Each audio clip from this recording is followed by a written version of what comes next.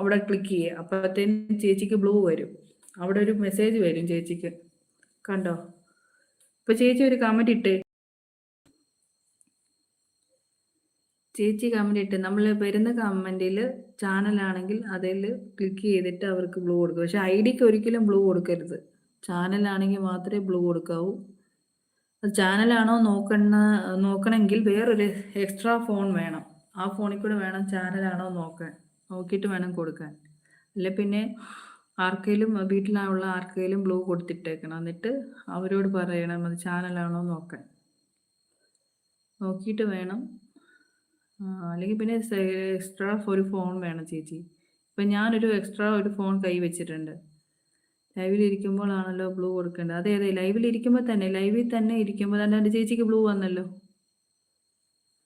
ചേച്ചിക്ക് ബ്ലൂ വന്നിട്ടുണ്ട് കണ്ടോ.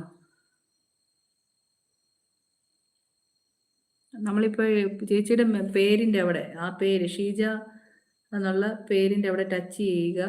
എന്നിട്ട് അവിടെ ഒരു ബ്ലാക്ക് കളർ കുറേ ഓപ്ഷൻ വരും. അതിൻ്റെ അകത്ത് 1 2 3 4 5ാമത്തെ ഓപ്ഷൻ. ഇപ്പം ചേച്ചിക്ക് മോഡറേറ്റർ തന്നിരിക്കുകയാണ്. അത് തിരിച്ചെടുക്കുന്നതും സെയിം തന്നെ. റിമൂവ് ആ സ്റ്റാൻഡേർഡ് മോഡറേറ്റർ കൊടുക്കുമ്പോൾ അത് തിരിച്ചെടുക്കാം.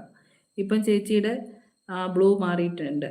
ഇപ്പം വീണ്ടും തരണമെങ്കിൽ ഞാൻ ഒന്നുകൂടെ അത് തന്നാലേ ആ ചേച്ചിക്ക് ബ്ലൂ കിട്ടത്തുള്ളൂ. ഇപ്പം ഞാൻ ചേച്ചിക്ക് വീണ്ടും തന്നിട്ടുണ്ട്.